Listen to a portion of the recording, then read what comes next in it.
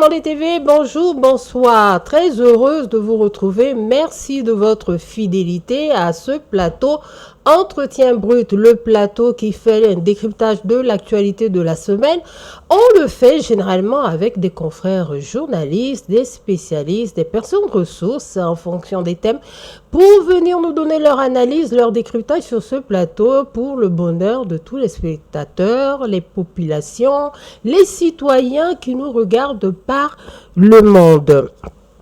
Aujourd'hui, j'ai le plaisir de recevoir sur ce plateau un confrère, pas des moindres, il s'agit de Baba Sissouma, je dirais même le grand Baba Sissouma. Il est vice-président de l'Association des journalistes sportifs du Mali. Il est aussi promoteur de Web TV. Il nous dira, il va se présenter, il va donner un petit peu tous ces détails-là. Monsieur Sissouma, bonjour. Baba, ça va? Bonjour, bonsoir Fadima, j'espère que vous allez bien. Bonsoir à tous les téléspectateurs de Mandé TV. Merci, ça va. J'ai dit promoteur d'une Web TV. Est-ce que vous pouvez déjà nous dire un petit peu c'est quoi? J'ai créé une Web TV qui s'appelle Maliba TV 1. Bien avant, j'ai un journal qui s'appelle Match, bimensuel malien des sports, et qui a été transformé il y a 6 ans en journal en ligne, matchmali.ml. Et bien voilà un peu le petit parcours. Je suis journaliste de sport. Que du sport. Peu produit du sport, hein, vraiment, ça, il faut le dire. Il tient les rênes. Hein, il tient les rênes d'une part du sport malien ici au Mali. Pourquoi il est là, on verra bien en fonction des titres. Il nous dira bien les détails. Deuxième sur ce plateau, confrère journaliste aussi, journaliste sportif, bien sûr. Il s'agit de monsieur Yacouba Tangara. Il est promoteur de Planète Sport Mali. C'est bien ça? Oui, c'est bien ça. Planète Sport Mali. Bienvenue. Merci beaucoup, Madame Maïga. Ça va? Oui, ça va, on s'accroche, on est là. Planète Mali pour nos téléspectateurs, peut-être assez rapidement comme ça. Oui, Planète Sport Mali, c'était quasiment la même chose comme Baba. Hein. Et c'est nos devanciers, donc c'était un journal papier. Mais après, avec, comme ça va très vite. Digitalisation, on est parti en ligne. Maintenant, c'est planetsportmali.com et on a lancé la chaîne YouTube et aussi les pages Facebook, etc. etc. C'est ça un peu quoi. Maintenant, comme on suit beaucoup les jeunes, naturellement, on met les vidéos des talents des Maliens. D'accord. En tout cas, il faut aller vers la modernité, c'est clair et net. Nos sujets, téléspectateurs de Mandé TV, on aura 3 sujets pour aujourd'hui. Le premier sujet, il s'agit du carburant, l'annonce qui a été faite de la régulation et de la distribution du carburant au Mali. Deuxième sujet, on parlera de la CAN 2025. On va avoir une analyse des confrères ici sur le plateau et notamment faire un bilan de tout ça par rapport au football malien. Troisième sujet, il s'agit encore de sport, notamment de la FEMAFOOT. On parlera de cette démission fracassante des membres. Qu'est-ce que la FEMAFOOT devient? Pourquoi? Qu'est-ce qui ne marche pas avec cette fédération? Voilà, sans plus tarder, on prend le premier sujet. Il s'agit du carburant, comme je le disais en intro. La Direction nationale de la consommation et de la concurrence, voilà, la DGCC, a fait une annonce plutôt faite à travers le ministère de l'Industrie et du Commerce en date du 21 janvier dernier, 2026. Une annonce comme quoi les voitures, leur ravitaillement et les motos vont dorénavant changer.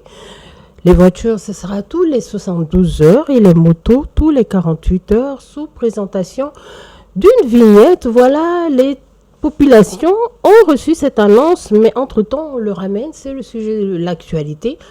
Comme vous le savez bien, on le ramène sur ce plateau avec nos invités pour savoir. Baba, oui. Vous avez vu l'annonce, vous avez entendu l'annonce, on a regardé, les Maliens souffrent de la crise de carburant, ils souffraient. Maintenant, ça va mieux, hein, on va dire que le carburant coule à flot depuis quelques jours maintenant, sinon depuis le mois d'octobre, quelques mois, les Maliens, c'était vraiment un peu compliqué pour pouvoir avoir le carburant. On est passé par cette phase de crise de carburant qui a quand même impacté énormément les activités des populations. Votre analyse par rapport à cette annonce de régulation et de distribution du carburant sur le territoire malien? Je crois qu'une annonce reste une annonce. J'ai bien écouté la bande-annonce, donc j'ai compris le contenu. Donc c'est juste pour pallier un certain nombre de problèmes par rapport à la distribution du carburant au Mali, avec cette crise récurrente qui aujourd'hui est en train d'aller vers sa fin, nous l'espérons bien. Donc, cette nouvelle régulation, pour moi, je ne sais pas si techniquement ça va être possible sur le terrain, mais disons déjà que l'annonce va se faire d'elle-même, parce que déjà, à Bamako, par exemple, il y a du carburant maintenant, ça coule à flot. Ouais. Je me sers aujourd'hui, j'ai le plein. Pourquoi demain, je vais être là? Donc, je crois que je vais être dans le tempo. Maintenant, comme on n'est pas très digitalisé, comment tout ce contrôle va se faire? Je crois que ça va être un peu compliqué. On peut peut-être changer de moto pour aller faire le plein, mais je pense que c'est quand même bon d'essayer de réguler. On l'avait déjà fait quand on a commencé cette crise du carburant avec les longues files interminables. Après, ça a été un peu régulé. Les files étaient désormais civilisées. Donc, je pense qu'avec cette nouvelle annonce, ça permettra quand même d'avoir une équité dans la distribution et dans l'achat du carburant. Et ça va demander un certain civisme au niveau de la population, puisque c'est très important. Le civisme peut nous aider à gérer ce problème avec beaucoup de modération. Avant de voir la partie technique, entre-temps, je vais demander à Tangara. Tangara, votre avis un petit peu par rapport à ça? Bon, je pense que Baba a dit, je le rejoins à 100% parce que quasiment c'est les mêmes idées. Et j'espère que les populations vont comprendre et adhérer à l'annonce faite par les autorités. J'espère que ça sera quand même, ça va permettre à régler durablement quand même cette crise. Et au-delà de ça, je pense que quand je suis arrivé personnellement, j'ai beaucoup apprécié parce que je vois que, par exemple, dans mon quartier, il y avait certaines stations qui ne vendaient plus. Mais là, actuellement, il y en a partout. Donc, j'ai beaucoup aimé ça et j'espère que ça va marquer la fin de cette crise, j'espère. Et je souhaite quand même que la paix gagne également le Mali. Sur l'aspect technique, on peut pas parler d'application sans parler d'énergie. On ne peut pas parler d'application sans parler de technicité. Est-ce que vous pensez que les citoyens maliens, votre avis, vous pensez qu'ils vont être assez disciplinés pour ça? Parce qu'au Mali, on sait bien qu'il y a déjà un taux d'alphabétisation qui est là, qui est connu, qui est su. Bien vrai que tout le monde a des portables. Par exemple, le citoyen lambda, celui qui est le petit manœuvre dans le quartier, est-ce qu'on ne se dit pas aussi? Parce qu'il y a certains experts qui se disent... Peut-être que techniquement, ça va être compliqué. Si la connexion ne donne pas, qu'est-ce qu'on fait? On est devant la station, on doit se ravitailler. Alors, c'est pourquoi je disais qu'il va falloir opter pour le civisme. Mais au-delà du civisme, vous l'avez bien constaté, le fait que tout le monde n'a pas accès à l'Internet. Et là, tout le monde n'a même pas le téléphone Android ou iPhone. Donc, ceux qui ont les téléphones simples, comment eux ils vont faire? Donc, je dis, la meilleure façon, ça va être l'approvisionnement correct des stations qui permettra qu'on va pratiquement oublier ce schéma pour s'approvisionner comme d'ordinaire, c'est-à-dire comme on le faisait dans le bon vieux temps. Tu veux du carburant, tu viens, la station est là, il n'y a pas de rang, tu rentres, tu te ravitailles. Sinon, l'application dont vous parlez par rapport à la décision des autorités, ça peut souvent être même un fardeau pour les clients et même un fardeau pour les stations. Pour comment vérifier à chaque instant. Exact. Voilà, donc je pense que c'est déjà une façon de gérer. On va prendre ça en compte, mais disons que pour que cela soit en tout cas dissous dans le gros problème, pour que cela, qu'on n'en parle plus, l'approvisionnement correct des stations peut être la solution et qu'on oublie ça très rapidement. On se demande déjà, est-ce que toutes les stations vont pouvoir avoir l'outil nécessaire? Est-ce que ce sera à leurs propres frais de s'outiller? Ou bien est-ce que c'est un outil qui va être mis à disposition par les autorités ou l'État pour pouvoir travailler? Ça aussi, c'est la grande question. Peut-être s'il y a, par exemple, je vais prendre l'exemple sur la canne. S'il y avait par exemple un code QR qui est sur les vignettes, ça peut être possible. Par exemple, si on devait scanner les numéros de référence, des fois, s'il y a une application dans ce sens, oui, ça peut se faire. Parce que là, si l'application montre que tu t'es servi, par exemple, il y a 24 heures et que normalement, tu dois être là à 48 heures, des fois, ça peut détecter. Mais il va falloir qu'il y ait comme vous l'avez si bien indiqué tantôt, que toutes les stations soient quand même outillées avec quand même un truc de contrôle qui pourrait quand même démontrer que par A plus B que tu t'es servi pendant ces temps. Par exemple, si ce n'est pas le cas, ça peut être compliqué. Par exemple, même si tu changes de station, des fois ça peut ne pas... Ça peut détecter. Voilà. Pour moi, quand même, quelque part, il y a un point positif, parce qu'il y a certains avant qui faisaient de la spéculation aussi. Il y avait ces gens-là parmi nous. Donc, il y a des gens qui venaient se ravitailler tout le temps et après, ils venaient... Ils vidaient la moto, parce que c'est à cause de ça que ça a rendu les trucs un peu difficiles aussi. Maintenant, déjà, quand tu demandes la vignette, je sais qu'il y a certains qui n'ont pas de vignette parce qu'il y avait des motos archaïques qui venaient tout le temps. Il y avait aussi des voitures qui n'étaient pas utilisées, qui étaient là, dans les fils. Pour moi, c'était quand même un truc qui ne devait pas exister.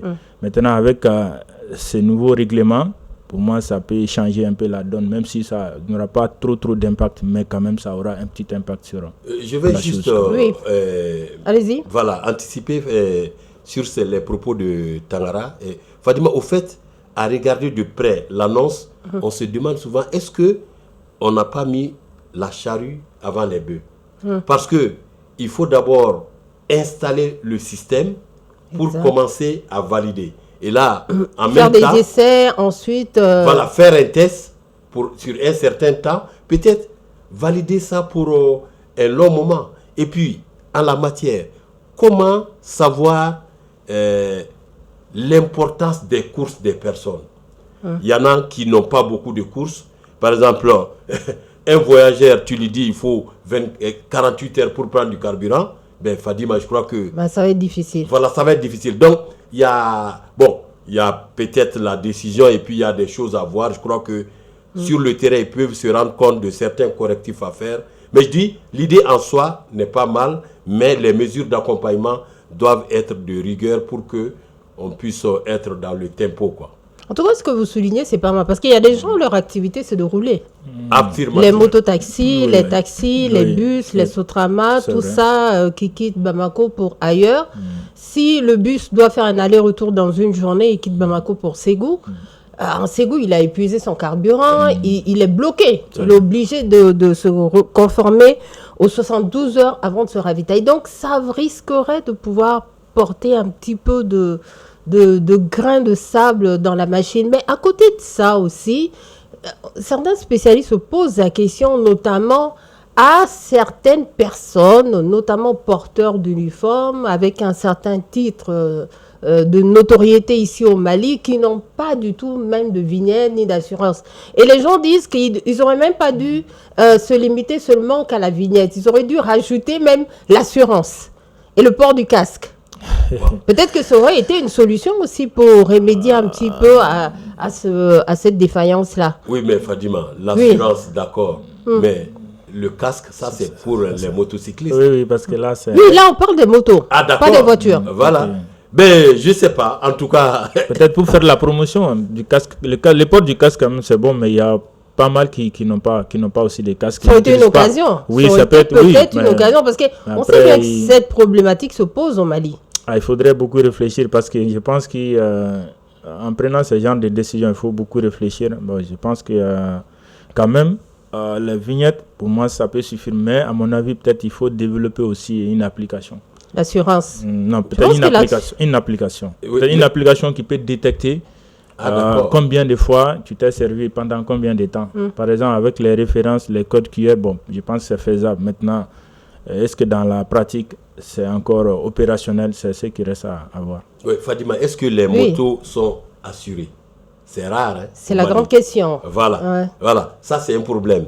Et puis, je crois que... Même la vignette aussi, c'est pas sûr. Bon, parce que c'est obligatoire. Hein. Au fait, la vignette... La vignette, on connaît nos frères et sœurs porteurs d'uniformes qui souvent n'ont pas de vignette quand même. Voilà, il faut je le dire. crois qu'avec le Malikoura, c'est ce genre de truc qu'il faudra condamner. Et le bon exemple doit venir de ceux qui sont censés représenter l'autorité. Voilà, donc il n'y a pas de demi-mesure en ça. Il faut que les porteurs d'uniformes aient ça. Vous avez vu un moment quand il y avait cette grosse crise-là, les porteurs d'uniformes souvent faisaient des abus dans les stations. Exactement. Mais à un moment, on a régulé ça, on a dédié 2 ou 3 stations à ces porteurs d'uniformes. Je crois que ce genre de truc peut permettre à ce que tout le monde soit logé dans la même enceinte. Mais je dis, pour la vignette ou bien le casque, si c'est autorisé, c'est propre pour tout le monde. Un citoyen reste un citoyen. Il n'y a pas un demi-citoyen. Merci beaucoup. En tout cas, ce sujet, on va le suivre de très très près avec les citoyens, la population, surtout la mise en œuvre, l'applicabilité même de cette décision-là. On va prendre notre deuxième sujet, la CAN 2025, comme je le disais, voilà, qui s'est déroulé au Maroc, qui a terminé tout son... Je pense que la clôture, c'était le 18 janvier, voilà, avec la victoire du Sénégal, championne d'Afrique, la Coupe d'Afrique des Nations, remportée par le Sénégal, voilà, qui prend une deuxième étoile, c'est bien ça? Oui. Voilà. Baba, déjà, dans un premier temps, quelle analyse avez-vous fait, vous qui étiez sur place un petit peu dans les coulisses, sur les gradins, à observer de très près cette CAN, l'analyse sur la CAN même en tant que telle? Alors, je vais être assez bref. J'y étais avec mon jeune confrère Yacouba Tangara-Tang. Oui. Alors, une très belle CAN, a priori, belle infrastructure sportive, belle infrastructure de transport et des stades très souvent pleins. De très belles pelouses pour le beau jeu. Il y avait du froid, de la pluie, ce qui n'arrangeait pas trop nous les Sahéliens. Alors, cette CAN a été également marquée par un problème en début de compétition qui a en tout cas mécontenté plus d'un. Il s'agit de cette Fan ID, le numéro d'identification des supporters. Et supporters avec S majuscule, ça veut dire tout le monde. Ceux qui sont accrédités et ceux qui veulent même payer le ticket. Donc, le premier jour même du match du Mali, beaucoup de journalistes ont eu des soucis même à accéder au stade malgré l'accréditation et le badge. Donc ça a été un gros souci qui a été réglé, séance tenante en tout cas, au fil des jours. Et cette CAN du Maroc aussi, je crois que le Sénégal est monté sur le toit de l'Afrique dans une finale palpitante et les grandes équipes se sont distinguées. Il y a eu des mécontents, mais disons que c'est l'une des meilleures CAN de toute l'histoire de la Coupe d'Afrique des Nations. Bien mieux que celle organisée par même le Mali. Ah oui. Quand même. Ah oui, quand même. Il y avait le Djatiguéa ici qu'il faut pas oublier. Vous savez, là-bas, on n'a pas ressenti ce Djatiguéa. Au fait, ce temps est révolu. Le Mali, dans l'organisation de sa CAN, a donné ça cadeau. Les Maliens n'ont pas profité. Les commerçants, les transporteurs, les hôteliers n'ont pas très bien profité. Mais le Mali a quand même donné une autre image qui n'existe nulle part en Afrique, la Djatiguéa. Est-ce que ça se mange? En tout cas, ça reste dans l'histoire, mais ce n'est pas la meilleure CAN. En tout cas, c'est une des meilleures CAN, mais sur le plan du jeu, sur le plan du spectacle, sur le plan des infrastructures, sur le plan de la distribution des efforts, sur la modernité. En tout cas, la CAN du Maroc, pour moi, c'est la meilleure. D'accord, merci beaucoup. Tangara, votre analyse? Bon, je pense que ça a été une CAN aboutie. Parce que le football, quand on dit football, pour moi, tu dis infrastructure. Infrastructure, pour moi, le Maroc fait partie, pas seulement des meilleurs en Afrique, mais parmi les meilleurs au monde actuellement. La preuve est que le stade dans lequel la finale a été disputée, c'est-à-dire le stade Prince Moulay Abdellah de Rabat, est l'une des meilleures installations actuellement. C'est moderne, donc aussi les pelouses, c'était des pelouses hybrides, c'est-à-dire des mixtes, gazon naturel, gazon synthétique. Les ballons roulaient sans problème, même avec la pluie. L'eau ne stagnait pas, ça n'empêchait pas les ballons. Ça n'a pas été un peu comme la précédente en Côte d'Ivoire. Voilà, tu vois, les pelouses étaient faites à dessein pour que vraiment, malgré, parce qu'ils savaient que déjà il allait y avoir des pluies, mais malgré tout ça, tu as vu les ballons, ça n'empêchait pas les ballons de bien rouler. Et au contraire, ça aidait les attaquants même dans leur travail, parce que le football, c'est les spectacles, c'est des buts. Il y a eu des buts. Il y a eu quand même la logique à l'arrivée qui a été respectée pour l'une des rares fois.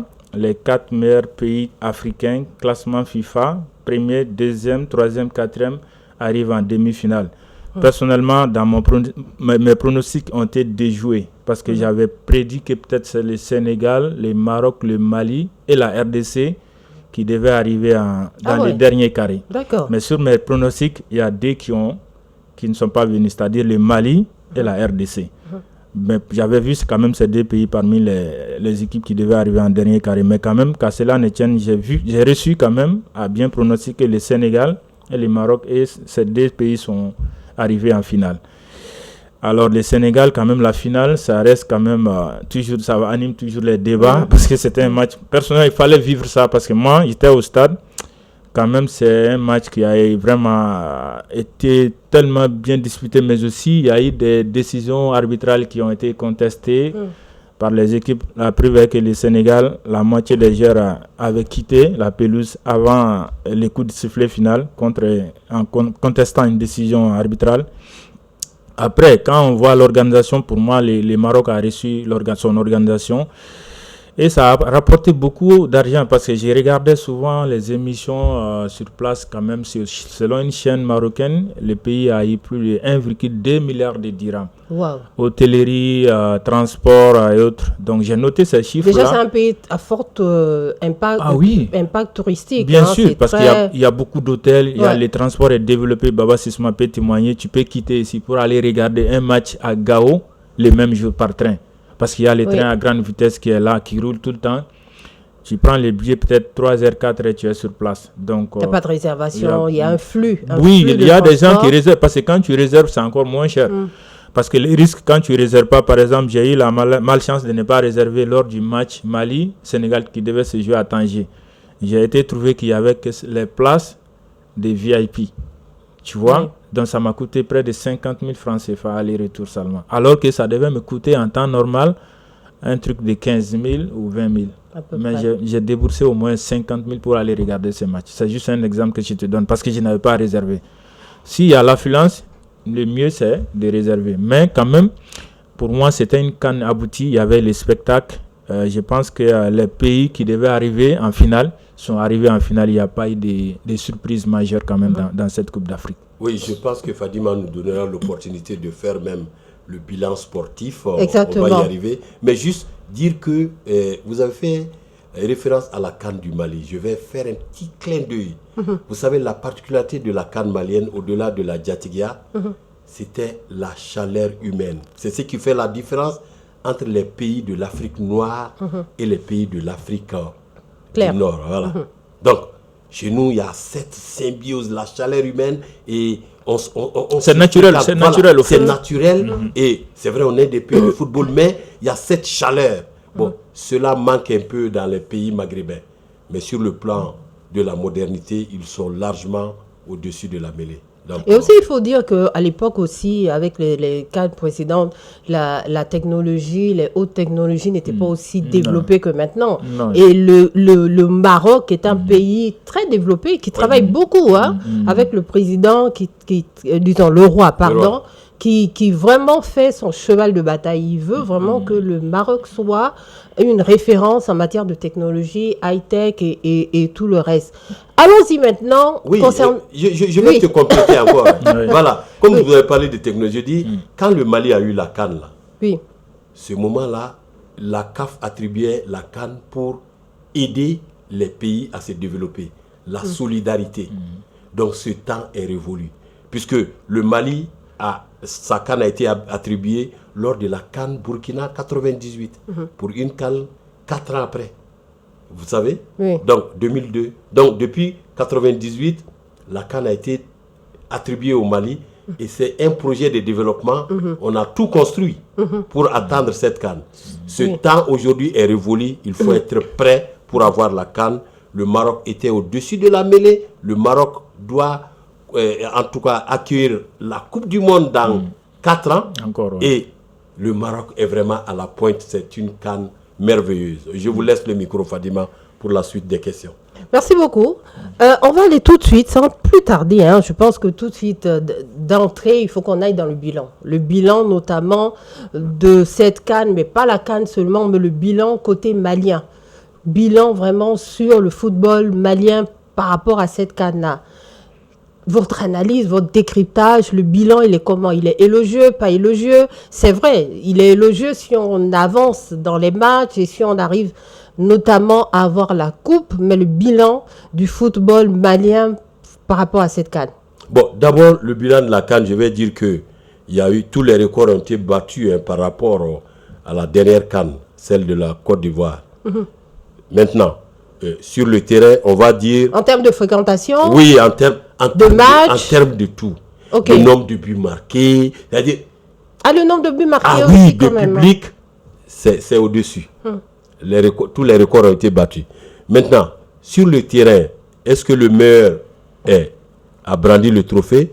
Je dirais par rapport au Sénégal, je dirais par rapport à ce qui a été produit, le Sénégal a mérité ce trophée, même si le Maroc ne rêvait que pour ça. Au niveau des quarts de finale, c'est-à-dire les 8 dernières équipes en course, le Mali était l'équipe la plus faible.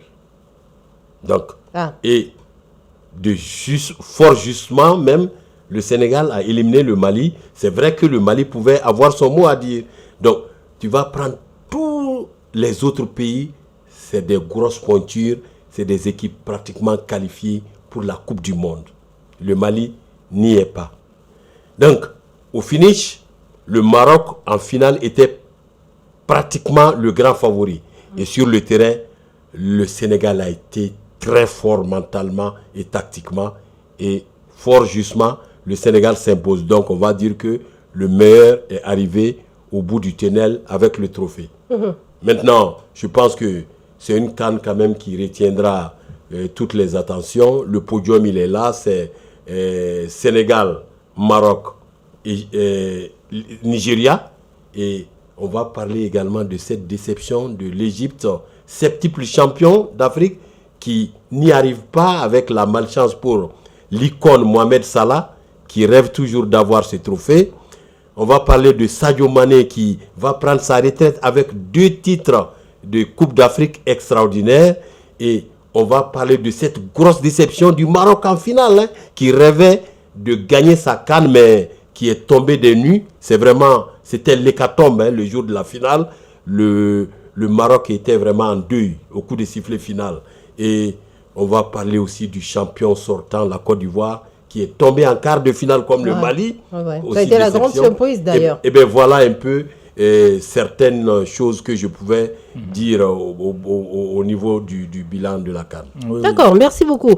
Tangara, votre chapitre à donner là-dessus. Je pense que le bilan du Mali, je vais parler de ça. C'est un peu passable, ce qu'on a fait, parce que là, c'est vrai, on est arrivé en quart de finale. C'est un peu passable, mais par contre, des spécialistes disent que le Mali n'a pas marqué de but tant que ça. On s'attendait au moins... Le Mali a marqué, mais le Mali n'a pas gagné. Oui. Et gagné au bout des 90 minutes, on va le dire. Sinon, on a marqué des buts. On a marqué 3 buts. Après, c'est vrai, gagner des matchs au terme des 90 minutes, oui, c'est ça. Sinon, même on a gagné lors des tirs au but face à la Tunisie en 8e. Donc, c'est une victoire aussi. Si on gagne la Coupe du Monde avec tirs au but, tu vas cracher sur on s'attendait à des oui, c'est vrai. En plein match. C'est ce qu'on va vous expliquer techniquement. Pourquoi on n'a pas marqué des buts? C'est ce qu'on va vous expliquer dans cette émission. C'est quoi? C'est que c'est dû à la philosophie adoptée par l'entraîneur malien. Et lui, il a été plusieurs fois alerté. Moi, personnellement, je lui ai dit, c'est en conférence de presse, après le match face à la Tunisie. Je lui ai fait savoir que son schéma ne convient pas trop aux joueurs maliens, parce qu'il y a beaucoup de joueurs maliens qui ont été formés dans des académies.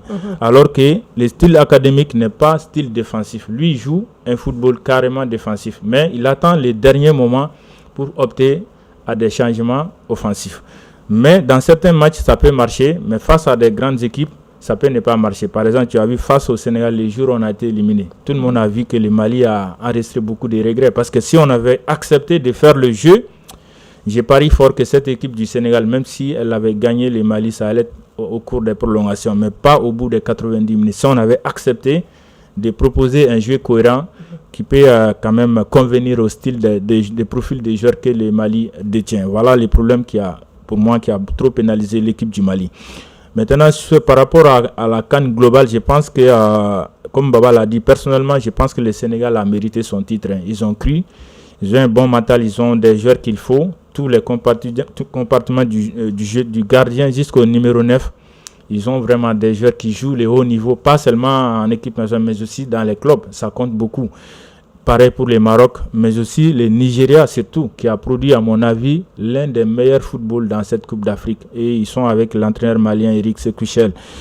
Après la Côte d'Ivoire, pour moi, j'avais vu la Côte d'Ivoire un peu plus loin. Mais la Côte d'Ivoire est tombée sur une équipe égyptienne qui était très très disciplinée. C'était une équipe très très difficile à jouer. Mais seulement le Sénégal avait beaucoup étudié cette équipe.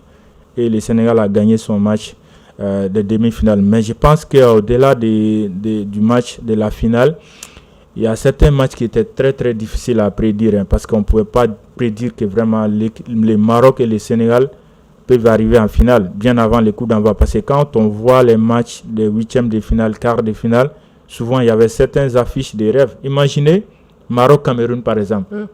Qui peut prédire ce match? Tu vois, c'est compliqué. Mais par contre, le Maroc a gagné par des buts d'écart. Donc, c'est des trucs comme ça qui étaient vraiment... qui m'a vraiment un peu surpris. Il y a eu beaucoup de surprises. Pour moi, ça m'a surpris. Ça m'a surpris. Parce que j'avais pensé que ça aurait pu être un match très équilibré. Malgré qu'il y avait facteur terrain et autre chose. Mais le Maroc avait quand même avec une équipe compétitive. Parce qu'au vu de leurs prestations lors de la Coupe du Monde précédente, je pense que c'était une équipe qui était redoutable et qui avait aussi... qui était poussée par vraiment un vrai deuxième homme. Il fallait être dans les stades pour connaître la pression exercée par les supporters. C'était quasiment difficile à jouer parce que les adversaires, à chaque ballon touché, je pense qu'il y avait le public qui hurlait.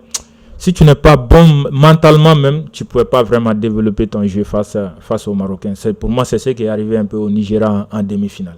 D'accord, restons toujours avec le Mali. La liste... On est déjà rentré dans le bilan du Mali. Hein. On est déjà rentré dans le, dans le bilan du sujet. Exact. Non, on est toujours dans le bilan du Mali. Pour ce sujet de la CAN en même temps. Moi, je juste avant que Baba ne puisse continuer. D'accord. J'ai juste envie de vous demander parce que la liste des joueurs qui devaient partir, ça a pris quand même un petit peu de temps par rapport à beaucoup d'équipes qui avaient déjà envoyé leur liste. Ça fait beaucoup de bruit. Vous avez suivi ça. Est-ce que quand vous avez su la liste des joueurs qui devaient jouer à la CAN, vous, en tant que journaliste sportif, spécialiste, aguerri, expérimenté, qui observe bien ce qui se passe, est-ce que vous étiez déjà convaincu par cette liste? Moi, personnellement, oui. Je l'ai souvent dit par rapport à certains de mes écrits.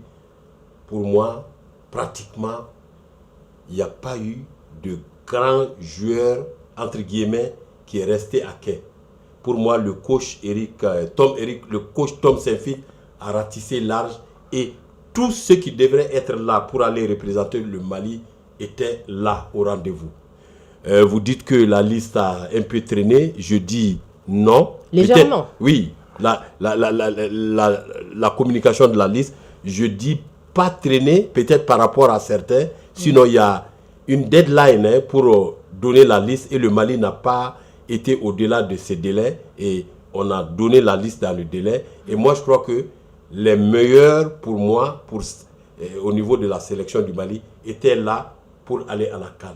C'est cette réponse que je peux vous donner par rapport à la sélection. Ça, c'est votre avis. Oui. Est-ce que c'est le même avis avec Tangara? Pareil. Bon, et la liste, elle est toujours discutable. Hein. Ça, même si c'est moi qui dévoile la liste, peut-être toi, tu peux être d'accord, Baba. Non, mais il faut dire aujourd'hui... Aujourd'hui, quand même, ce qu'il a fait, moi, j'ai validé sa liste à 80%, mais pas à 100%. Je vais vous donner la raison. C'est que moi, je vais prendre juste un poste. Ça, c'est l'ailier, les postes d'ailier. Les ailiers les plus percutants, quasiment, étaient là-bas. Mais il y avait au moins un ou deux joueurs qui auraient pu faire partie de la liste. Peut-être si je dis des noms ici, les gens vont penser à autre chose. Moi, je pense par exemple à Adama Koulibaly Messi qui joue à l'Ilad du Soudan. Il est très très virevoltant. Ce n'est pas le nom de l'équipe qui compte, mais son profil. Je sais que quand tu mets Adama sur le côté gauche pendant 30 minutes, toi étant à Bamako, tu vas dire, ah, ce petit-là, pourquoi on ne l'avait pas mis? C'est des petites choses comme ça, mais peut-être le coach, il ne connaît pas Adama. Mais moi, je connais Adama parce que je l'ai vu grandir. Je sais de quoi il peut apporter parce qu'il y a des gens qui ont joué sur le côté. Il est un peu plus rapide qu'eux, il est plus technique qu'eux. Donc, c'est des joueurs comme ça, pour moi, tu pourrais les amener. Maintenant, si tu vois aussi au niveau de l'attaque, j'allais peut-être donner la chance à un Fili Traoré aussi, qui cartonne en Libye. Pour moi, il pouvait gratter quand même quelques minutes Donc, raison pour laquelle je te dis que la liste est discutable. Mais les joueurs, c'est-à-dire la liste qu'il a dévoilée, oui, ça pourrait faire l'affaire. Mais seulement les coachs, son schéma de jeu ne permettait pas au Mali de développer son jeu et de faire plus mal aux adversaires. Parce que quand tu joues défensif, même s'il avait amené tous ces joueurs-là, pour moi, son schéma de 4-5-1 ne pouvait pas être adapté. Donc, ça veut vraiment. dire que vous êtes d'accord avec certains spécialistes qui disent que réellement, le problème, c'était le coach. Moi, je ne partage pas son choix tactique. D'accord. Alors moi, je vais répondre. Tangara, tu sais, la liste, elle est toujours discutable. Tangara vient de citer 2 noms. Je ne vais pas dire qu'il n'a pas ses raisons. Mais il y a un truc sur lequel on doit être d'accord. Vous savez, vous réclamez un joueur à sélectionner pour une CAN. La CAN, c'est le sommet. Des joueurs qui n'ont jamais rien prouvé en sélection, qui n'ont même jamais été convoqués une fois pour jouer même un match amical ou bien un tournoi. A fortiori, un match officiel. Et si ce genre de joueur manque à une phase finale, je crois que ça ne doit pas faire scandale. Mais le choix, il est toujours à discuter. Sur ce, je suis d'accord avec lui. Mais il a parlé de Fili, je sais que c'est un bon joueur. Il a parlé de Adama Koulibaly Messi, un bon joueur. Mais il a quel passé en équipe nationale? Point d'interrogation. Donc il faut forcément que ça passe par l'équipe nationale. Non, ce n'est pas forcément. Ça, on laisse ça dans les prérogatives du coach. Mais je dis, ceux qui ont des vécus, on peut parler de dire, ce monsieur, on l'a déjà vu en sélection, il a fait ça, il manque à l'équipe. Mais celui qui n'a jamais joué, et on veut faire en sorte que celui-là pouvait faire tant. Vous savez, l'équipe nationale, ce n'est pas le club. Hein? Oui, bon, en fait, j'ai parlé un peu de profil, quoi. Je suis d'accord avec toi. Voilà, les profils. Non. Oui, je suis tout à fait d'accord avec toi. Hein? Oui. Je te le concède. Mais je dis, comme ils n'ont pas de passé. Non, ils n'avaient pas d'expérience parce qu'ils n'ont jamais été appelés. Voilà. Maintenant, ils n'ont même pas d'expérience. Ouais. Ils n'ont jamais joué en équipe nationale. Oui. Donc, bon, après, voilà, ça commence toujours par une fois. Hein. Voilà, ça commence par une fois. Mais quand même, ça va être une surprise agréable pour les Maliens. Je sais que si Adama avait été... Mais est-ce qu'aujourd'hui, les équipes maliennes aussi peuvent s'emporter à faire du tâtonnement? Je pense qu'à ce stade, plus du tout. Il faut être sûr. Non, pas de tâtonnement en matière de foot quand même. Au fait, il faut faire la part des choses. Il y a la sélection et il y a les clubs. Les clubs, c'est le quotidien. La sélection, c'est un management qui se fait pendant quelques jours pour jouer un match ou un tournoi. Donc le club, c'est le quotidien, c'est les entraînements tous les jours. Alors que la sélection, les joueurs sont ailleurs, on les sélectionne, on prépare un schéma de jeu pour aller à l'attaque. Tangara a contesté le choix, le choix du coach Tom Saint-Fit. Je dis, à l'avance, personne ne pouvait le dire. Vous savez, certaines analyses se font par rapport à ce qui est. Tu prends le palmarès du coach Tom Saint-Fit avec les Aigles. Fadima, mais ce qu'on lui reproche pendant la CAN, tu ne trouveras pas ça. Il a fait un bilan de ouf. Que de victoires. Une seule défaite avant la CAN. Une seule défaite. En combien de matchs? En pratiquement 17 matchs. Beaucoup de buts marqués et il encaisse moins. C'est vrai, à la CAN, il n'a marqué que 3 buts. Il en a encaissé 4, je crois. 4 ou 5. Et bien voilà. Donc, je dis, sur ce plan, dire qu'il est très défensif, mais il a expliqué, il dit qu'il joue un système mixte. Mais je suis d'accord avec Tangara. Souvent, il n'ose pas trop. Généralement, il joue pour ne pas perdre. Et plutôt dans la défensive que dans l'offensive. Voilà. Il joue, il lâche les chevaux souvent très tard. Bon, on avait du potentiel, c'est vrai. Mais disons que la sélection du Mali, dans la sélection du Mali, il n'y a pas de joueurs de classe mondiale. C'est-à-dire, il y a des grandes équipes. Il y a des équipes de pointure mondiale. Mais l'effectif du Mali, là, il n'y a aucun joueur dedans de classe mondiale. Tu prends toutes les équipes en quart de finale, les 8 équipes, pratiquement la majorité écrasante des joueurs jouent dans les grands championnats tous les week-ends. Ce n'est pas le cas au Mali. Voilà. Donc, on ne pouvait pas rêver mieux. Et en parlant du bilan du Mali, c'est vrai, on n'a pas fait mieux. Hein, mais Fadima, je fais juste un petit recul.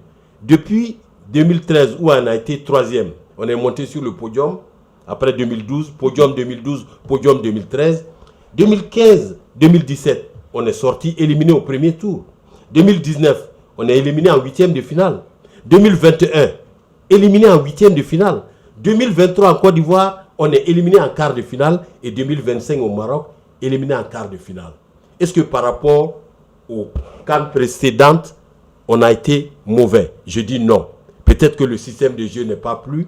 Et je dis, le Mali est allé à sa place. On pouvait faire mieux, mais ce n'est pas un échec des Aigles à cette CAN. Moi, je ne parle pas d'échec. D'accord, merci beaucoup. Le bilan, il y a beaucoup à dire sur ça, mais pour clore un petit peu la page version de ce bilan-là, le temps risquerait de nous faire défaut. J'ai juste une question. Qu'est-ce qui a manqué alors à l'équipe malienne de pouvoir réellement être un peu plus près de la victoire? Ce qui a manqué, je crois qu'on va se répéter, ça peut se dire, ce qu'on attendait. Les moyens techniques, non. Quelque part aussi, peut-être pas. Ça va être beaucoup parce que on a un sélectionneur avec un salaire au minimum. Et le département même des sports a dit, on ne peut pas prendre un entraîneur au-delà de tel montant. Donc, petit argent, petit football. Maintenant, sur le terrain, le choix des hommes peut-être a un peu manqué à Tom Saint-Fit, puisque en voyant le Mali, il y a du potentiel, mais au finish, tu te dis, tu n'as rien vu. 1-1 contre la Zambie en ouverture, 1-1 contre le Maroc, c'était tellement bien joué. Ensuite, 0-0 contre les Comores, on va en huitième de finale, 1-1 contre la Tunisie, on gagne au tir au but, et contre le Sénégal, on perd 1-0. Et ce qui a manqué au Mali aussi, il y a des faits de jeu. Contre la Tunisie, on a un joueur expulsé à la 26e minute. Contre le Sénégal, un joueur expulsé à la 27e minute. À ce haut niveau-là, je dis qu'on n'a pas été ridicule, mais on est resté à notre place. On pouvait faire mieux, mais je dis ce n'est pas un échec. D'accord. Tangara, qu'est-ce qui a manqué? Bon, ce qui a manqué au Mali, techniquement, moi je pense que ça c'est souvent la complémentarité.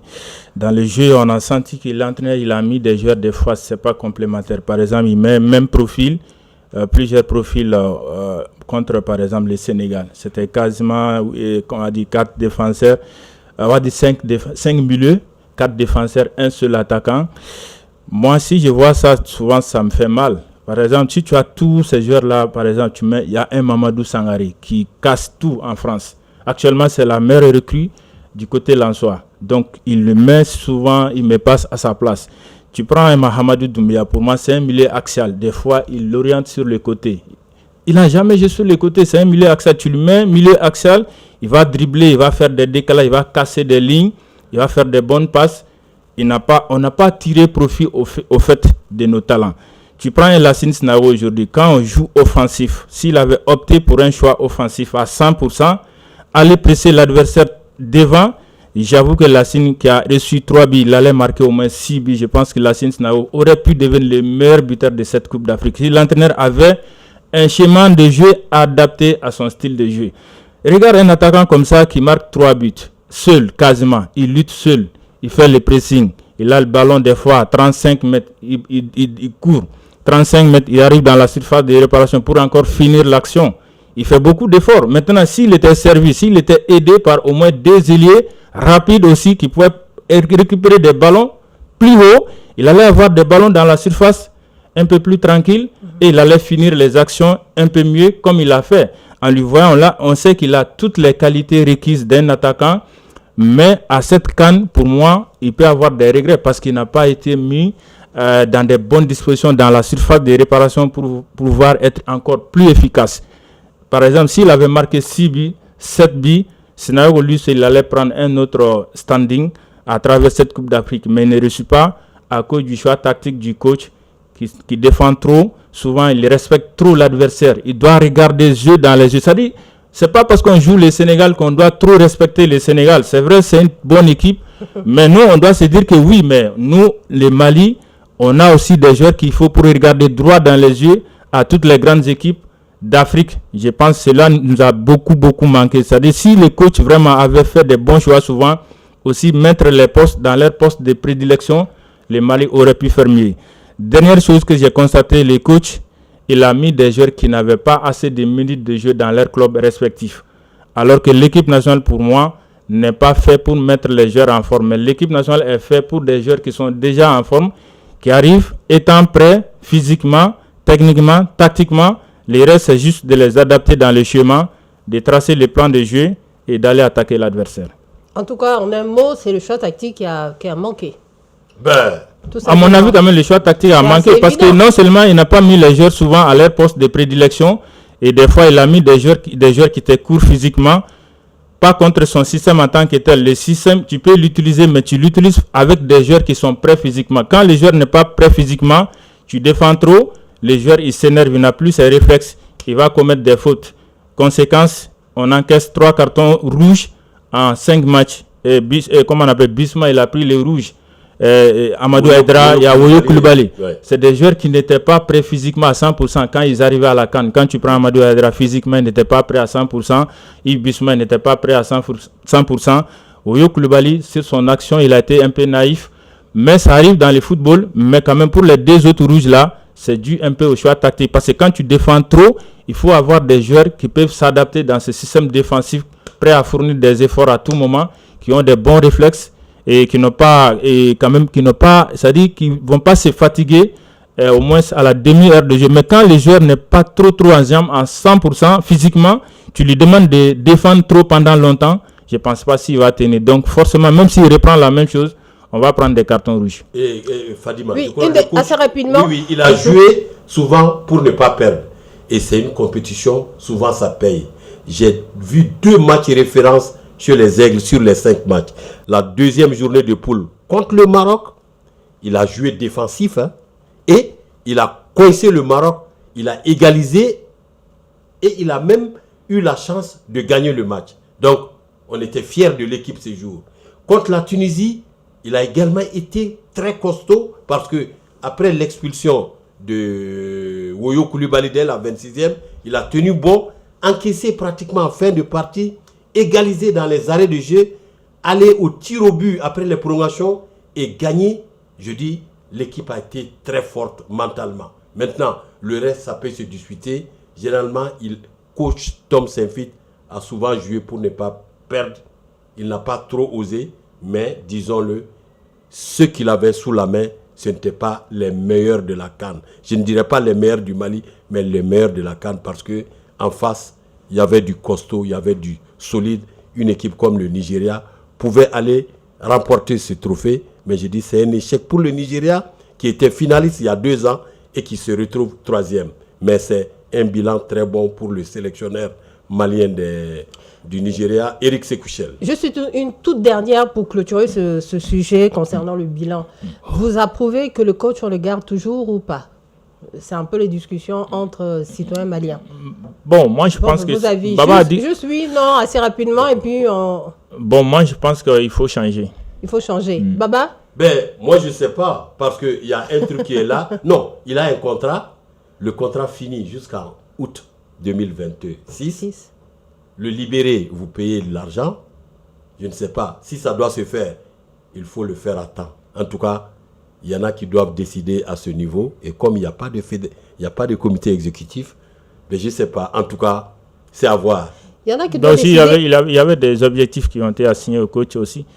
Je ne pense pas si ces objectifs ont été atteints à 100%. Oui, voilà. La Coupe du Monde, il est venu trouver, il a pris l'équipe en mi-parcours. Oui. Il a fait mieux qu'Eric Sekouchel, qui avait commencé par 2 défaites, 1 nul, 1 victoire. Bon, après lui, il est arrivé, je pense qu'il a fait 2 nuls, 1 défaite, 3 victoires. Je pense, si je ne me trompe pas, donc il avait fait un bon bilan par rapport à... Voilà, maintenant par rapport à la Coupe d'Afrique, normalement au minimum, il devait dépasser les demi-finales quand même. Je pense qu'il devait aller au moins en demi-finale. Au moins en demi-finale, donc, mais là il s'est arrêté en quart de finale, donc ça veut dire que l'objectif fixé n'a pas été atteint aussi. Donc pratiquement sans transition ou avec une transition que Baba m'a donné tout de suite, on va sur notre dernier sujet, la FEMAFOOT. Voilà, la FEMAFOOT a été beaucoup décriée. L'organisation, la fédération qui est censée régir, réglementer et donner de la force, notamment au football malien. Pas mal de démissions en cascade au début et finalement démissions total des membres. Quelle réflexion, quelle analyse faites-vous de la FEMAFOOT à l'heure actuelle? Alors, on va dire exactement du comité exécutif de la FEMAFOOT, l'organe politique, l'organe dirigeante. Il n'existe plus aujourd'hui et je ne sais pas, nous étions à la CAN quand l'équipe est entrée, on a pris 10 démissions de 10 membres du comité exécutif qui en compte 19. Pratiquement 6 jours, une semaine après, les 9 autres ont démissionné. Donc, il n'y a plus de comité exécutif. Qu'est-ce qu'il faut faire? C'est tracé dans les statuts et règlements. Il faut une assemblée générale extraordinaire pour élire un nouveau comité exécutif. Mais pourquoi il y a eu ces démissions? Moi, personnellement, je ne saurais l'expliquer. Puisque on ne me dira pas que le Mali a été éliminé en quart de finale, qu'il faut dissoudre un comité exécutif. Je dis non. On ne me dira pas que le Mali a été battu par le Sénégal, qu'il faut dissoudre un comité exécutif. Je dis non. Mais je dis, c'est un truc, ce chemin était en l'air depuis quelques années. Après la CAN Côte d'Ivoire 2023, ce scénario a échoué, puisqu'on a tenté ce genre de démission pour aboutir à une autodissolution. Parce que si l'État s'ingère pour dissoudre la fédération, la FIFA suspend immédiatement, 24 heures après, le football malien de toutes les activités. Donc je crois que les autorités l'ont appris pratiquement à leur dépens, parce que une fois, il y a un ministre qui a dissous le comité exécutif, alors là, le Mali a été suspendu, le ministre a été obligé d'écrire à la FIFA pour dire qu'il réinstalle le même comité exécutif. Pour ne pas arriver là, ils ont trouvé la formule, des personnes ont démissionné, sous pression ou bien volontairement, je ne saurais le dire, mais le constat est que ceux qui ont démissionné ne suffisaient pas pour qu'il y ait autodissolution. Il a été constaté les autres démissions, c'est-à-dire tout le bureau, pour que le comité exécutif soit dissous. Donc aujourd'hui, il n'y a pas de comité exécutif à la Fédération malienne de football.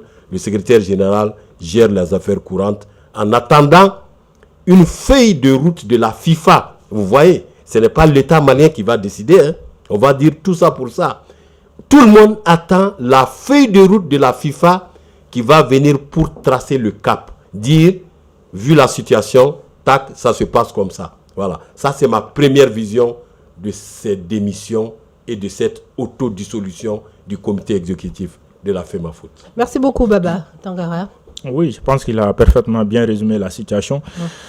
Bon, après, donc, dans les textes, dans un premier temps, a priori, on doit convoquer une assemblée générale extraordinaire juste pour élire les nouveaux membres du comité exécutif. Donc, maintenant, à ce niveau, le fait que tous les membres ont démissionné, maintenant, si le secrétaire général aussi ne fait pas ça, je pense que la FIFA doit intervenir. Peut-être elle peut envoyer une mission sur place au Mali pour constater ce qui se passe, pour comprendre.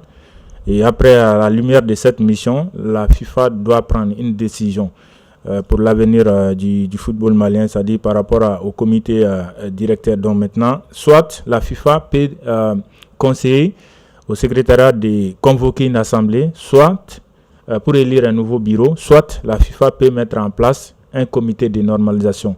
Maintenant, c'est là aussi à un délai. Maintenant, si c'est le comité, c'est la FIFA qui décide de cela. Donc maintenant, après les rapports de cette mission, je pense qu'on peut voir plus clair. Mais là où nous sommes, parce que hier, le ministre il a animé une conférence de presse mensuelle. J'étais sur place, la question a été posée. Donc il a clarifié que l'État ne peut pas faire ce rôle.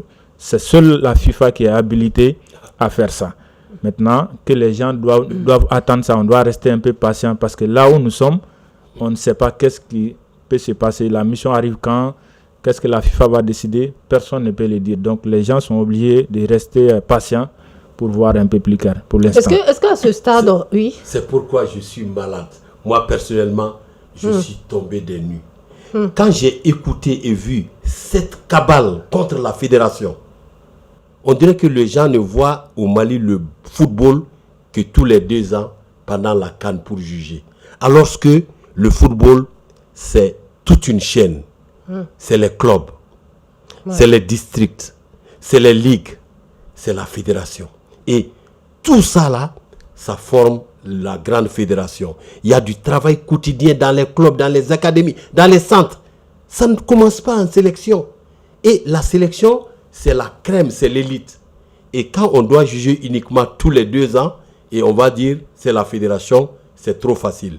Et je dis, je suis malade quand Tangara parle maintenant de ce que le ministre en charge des sports, Abdul Kassim Ibrahim Fomba, a dit hier que oui, on va attendre la FIFA. Je dis, ben, alors, tout ça pour ça? Ouais. La pression contre la... moi, je pensais que oui, oui, on fait ça, on fait ça. Au niveau du football, on ne nomme pas un président de fédération. Au niveau du football, on ne nomme pas les membres d'un comité exécutif. Le football a ses règles. Le Mali est affilié à la CAF et à la FIFA. Et je crois qu'il y a des règles à respecter. Maintenant, l'aveu, sinon, ouais, c'est un aveu du ministre qui dit et ils ne peuvent pas installer un Conor. Et moi, à ce que je sache, il y a 2 choses qui sont claires. Le Mali ne sera pas suspendu. Ça, c'est très important. Le football malien ne sera pas suspendu. Deuxième aspect, il n'y aura pas de Conor. Certains disent oui, il peut avoir un Conor. Non.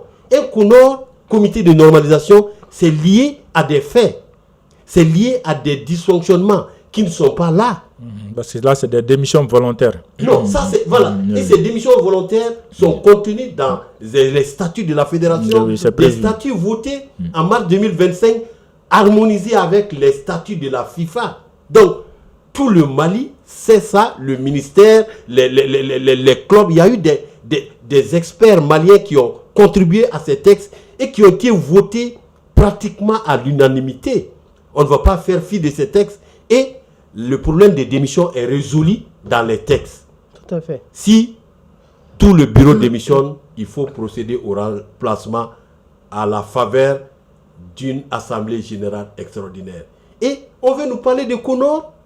Nous, on connaît ce que vaut un Conor. Hein? Donc, le Conor ne viendra pas, selon les informations que j'ai. Tangara a expliqué 2 choses.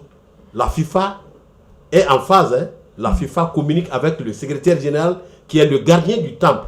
Il s'appelle Sidi Bekay Magassa. C'est lui aujourd'hui le maître de la maison et il va être normalement ordonnateur des dépenses avec le directeur financier Koniba Maïga. Mais c'est la FIFA qui va déterminer en disant bon, voilà, vu la situation, je crois qu'une mission FIFA CAF même doit venir pour constater de visu, mais déjà la FIFA a ses oreilles partout.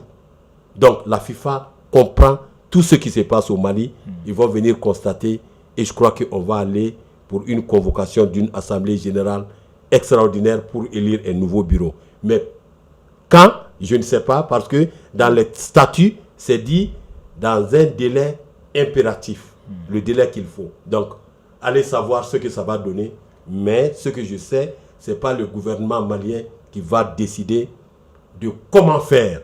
Et c'est ce qui me fait mal par rapport à toute cette cabale. Je pensais qu'on allait gérer ça, tac, tac, tac. Ils ont compris maintenant que l'os est dur. Il est même très dur. La FIFA est là, le Mali est souverain, mais la FIFA englobe 211 pays, tous des États souverains. Mais on respecte les règles de jeu. C'est ça le problème. Force restera aux règles du football. Il y aura un comité exécutif et ce sera pratiquement le même milieu puisque les membres statutaires, ce n'est pas le populisme, hein. Les membres statutaires là, c'est eux qui organisent les clubs, c'est eux qui organisent les districts, les ligues, les associations, les groupements de sport. C'est eux qui vont voter. Toi Fadima, tu ne voteras pas. Moi non plus. Encore moins Yacouba Tangara. Ni même les caméramans. On constate, c'est eux qui vont voter, ils vont élire. Donc, il n'y a pas de nomination. Il faut qu'on le sache une bonne fois pour toutes. Merci beaucoup. Baba, par la même veine, pour vous terminer ce sujet-là, est-ce qu'à ce stade, on peut parler de... Est-ce qu'il faut tirer des leçons par rapport à la FIFA faute? Est-ce qu'il faut tirer des leçons? Si oui, quelles sont ces leçons? Moi toujours? Oui, bien sûr. Ok, naturellement. Il faut tirer des leçons. Naturellement. Il faut tirer des enseignements. Je crois qu'il va falloir changer la façon de faire. On est un pays qui est dans une situation financière très difficile. je suis désolé de faire savoir que la Fédération malienne de football ne bénéficie d'aucune subvention de l'État. 0 franc. Qu'on le sache. Maintenant, les sélections nationales, c'est pour l'État. Mais l'aspect technique et administratif, c'est la fédération qui est le point focal avec l'UFOA, qui est notre zone, la CAF, qui est la Confédération africaine de football, et la FIFA, qui est le gouvernement du football mondial. Ceci étant, maintenant que les fédérations n'ont pratiquement pas d'argent, surtout la fédération du Mali, qui n'a que les subventions de la CAF et de la FIFA pour vivre. C'est ce qui paye l'administration, c'est ce qui les aide même à jouer le championnat avec des partenaires et des sponsors. L'argent qui ne vient pas du trésor public, et cet argent est justifié par ceux qui donnent l'argent, puisque 2 fois par an, la FIFA envoie une commission d'audit pour auditer l'argent qu'elle a donné aux fédérations. La Fédé doit aujourd'hui essayer, au-delà de ce qui s'est passé maintenant, essayer d'avoir une autre posture, avoir une autre vision sur le plan du management, sur le plan de la gouvernance, essayer d'avoir une autonomie financière. La Fédé doit avoir des moyens pour soulager un peu les caisses de l'État en disant, bon, à partir de maintenant, on a trouvé un gros sponsor, un équipementier qui va payer le salaire de l'entraîneur, du sélectionneur, disons. Et vous prenez un sélectionneur costaud, lui donnez un temps raisonnable, qu'il travaille un peu sur la durée, un minimum de 2 ans, sans démission, sans le faire démissionner. Et là, l'argent ne viendra pas de la poche de l'État. La Fédé peut payer ça avec ses sponsors ou son équipementier. Avec cette autonomie financière, la fédération peut faire beaucoup de choix. Et surtout, il faudra qu'il y ait une connivence, sinon, je vais dire, une complicité, voilà, entre le département de tutelle et le comité exécutif de la fédération. Ce qui n'existait pas depuis quelques années. Le département des sports et la Fédé, c'est comme la marque Kappa. Je ne sais pas si tu connais. La marque Kappa, c'est 2 personnes assises dos à dos. Chacun regarde dans sa direction. Est-ce qu'ils peuvent faire développer le football sur ce schéma? On dirait des ennemis. Il faut qu'il y ait cette complicité, que la tutelle respecte le comité exécutif comme on vous a donné la tutelle, et que le comité exécutif respecte cette hiérarchie et qu'il y ait cette complicité pour régler, souvent débloquer certains problèmes, qu'il n'y ait pas le département des sports à gauche et le comité exécutif à droite. Je crois que ces enseignements doivent être tirés. Et surtout, la composition du comité exécutif. Il y a souvent, trop généralement, que les décideurs, les présidents des clubs. Choisir même le comité exécutif, le problème des listes, pour moi, c'est un peu compliqué. Et vous êtes élu comme président avec une liste de 18 autres membres, chacun est élu. Mais si on pouvait faire en sorte que le président soit élu, il compose son bureau, je pense que ça pouvait lui donner beaucoup plus de largesse. Voilà, beaucoup plus de cartes dans sa main. Voilà quelques éléments que je voulais ajouter. Très bien, Baba, merci beaucoup. Oui, bon, Baba, ce qu'il a dit, vraiment, c'est pertinent. Bon, après, j'aimerais juste ajouter quelque chose, c'est qu'aujourd'hui, il est aussi temps d'impliquer aussi les anciens joueurs. Pas forcément de les faire élire comme membres du comité exécutif, mais de les prendre en compte comme quoi. Je prends juste l'exemple sur le Sénégal. C'est-à-dire ils sont là à côté de l'équipe nationale. Ils entourent l'équipe nationale du Sénégal. Il y a beaucoup qui proposent des choses. Beaucoup avec Pape Diouf surtout. Voilà, il a Diouf. Tu vois, des gens comme ça, des anciens, ils sont toujours près de l'équipe. C'est vrai, il y a quelques-uns qui le font. Par exemple, Sédou Blin, il est là. Il est là tout le temps. Ouais. Mais les autres, pour moi, ils doivent être aussi associés. C'est quoi? Ne serait-ce que pour aider les coachs, des fois, à lui donner des conseils, mais aussi... Parce qu'au Sénégal, j'ai compris que souvent, ils analysent les adversaires. C'est comme s'ils envoient quelqu'un sur chaque match. Les adversaires potentiels du Sénégal. Ils les regardent, ensuite ils viennent, ils proposent. Pas forcément que les coachs adhèrent, mais s'ils sont là, des fois, il y a des gens qui peuvent faire des bonnes propositions, qui peuvent être des portes de sortie pour les coachs dans les matchs. C'est très important. Des fois, pour moi, si on les considère dans ce sens aussi, ça peut être très très utile pour notre équipe nationale. Par rapport au comité exécutif, comme Baba l'a dit, c'est quasiment les mêmes choses. C'est les clubs, c'est les ligues régionales, c'est les associations habilitées, les associations membres et les clubs, les champions de deuxième division. Est-ce qu'il faut revoir les textes aussi à ce niveau-là? Bon, difficile, non, parce que c'est eux qui les font. Maintenant, moi, je ne vote pas. Même si tu proposes quelque chose, si eux ne valident pas, ils ne vont pas le faire. Donc, ils vont pas le faire. Donc, ça va être très compliqué. Maintenant, aux anciens joueurs, je lance aussi un appel aux anciens joueurs. Il ne faudrait pas qu'ils se limitent à le fait de jouer seulement pour l'équipe nationale. Non, ce n'est pas suffisant.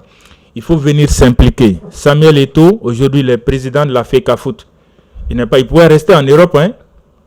Il a tout. Est-ce que aussi les anciens joueurs, quelque part, il y a certains qui veulent être plus près, mais sachant un petit peu... Non, quand tu veux t'impliquer, tu ne dois pas rester. Tu dois pas rester en marche. Tu dois venir. Je te prends juste l'exemple. Il y a beaucoup d'équipes ici. Il y a beaucoup de clubs. Il y a beaucoup de centres. Même ne serait-ce que de venir peut-être chercher à aider un centre. À travers ça, tu peux quand même te faire des liens sur place. Parce que quand tu es loin des choses, des réalités, tu ne peux pas gouverner le football. Tu peux rêver, mais jamais on ne va pas élire quelqu'un qui va passer tout son temps dans un autre pays. Ça ne va pas se passer comme ça. Il faut venir. Si tu veux, tu peux être président d'une ligue. Mais si tu viens avec tes moyens, avec tes projets, pour moi, les gens, ça sera la bienvenue. Mais une contribution pour contribuer, pour moi, c'est très important. En gros, quoi. En gros, maintenant, au-delà de ça, je pense qu'il faudrait que les présidents des fédérations aussi font des projets très, très costauds, des projets ambitieux. C'est-à-dire qu'il faudrait que les projets englobent tout, quoi. C'est-à-dire qu'il faut avoir un projet, par exemple, pour dire comment le Mali peut remporter une Coupe d'Afrique. Un projet comme ça, pour moi, c'est la bienvenue. Maintenant, quand tu te limites à des projets peut-être sans réfléchir à long terme pour comment remporter une Coupe d'Afrique, pour moi, c'est juste une question que je donne comme ça. Il y a beaucoup qui arrivent, mais en réalité, ils n'ont pas de projet pour le Mali. Comment remporter, par exemple, une CAN. Pour moi, c'est très important. Parce que tu ne peux pas faire quelque chose, avoir quelque chose sans rêver d'avoir la chose. C'est impossible. D'accord. Merci beaucoup, messieurs. L'heure nous fait absolument défaut. Sinon, aujourd'hui, on aura appris beaucoup, en tout cas pour des gens comme moi, c'est le métier de journaliste qui le fait, mais sinon le foot en tant que tel, avoir un décryptage comme Baba l'a fait sur ce plateau et Tangara aussi, voilà, les téléspectateurs savent très bien, ils se diront, aujourd'hui notre présentatrice est devenue animatrice sportive. Donc ça marche aussi, c'est de l'actualité. Voilà, on est à la fin de notre décryptage d'aujourd'hui sur l'actualité de la semaine. On fait une synthèse, on choisit quelques sujets. On n'amène pas toute l'actualité de la semaine sur ce plateau, malheureusement. Voilà, Baba Sissouma, il est le vice-président de l'Association des journalistes sportifs du Mali, AJSM, et aussi promoteur de Maliba TV1 et directeur de publication du journal Match. Merci beaucoup, Baba. Voilà. On se dit à la prochaine. Avec plaisir, Fadima. Inch'Allah. Deuxième sur ce plateau, Yacouba Tangara, journaliste sportif. Il est le promoteur aussi de Planète Sport Mali. Tangara, merci beaucoup. Merci beaucoup, Madame Maïga. C'est quoi l'adresse Le site web planetsportmali.com. Il n'y a pas S à sport. Il n'y a pas S. Oh, d'accord. Donc, ce n'est pas tous les sports. C'est assez précis alors. Oui, c'est assez précis. Merci beaucoup, on se dit à la prochaine. Avec plaisir. En tout cas, téléspectateurs de Mandé TV, merci. Voilà, sur ce plateau, j'avais le plaisir d'avoir les confrères journalistes sportifs. On se dit à la prochaine pour un autre entretien brut et on salue la diaspora qui nous regarde par le monde. Je remercie aussi la régie qui a assuré cet enregistrement. N'oubliez pas de partir sur nos pages YouTube, Facebook, Mandé TV, Reflet du Mali. On se dit à la prochaine, même heure, même jour.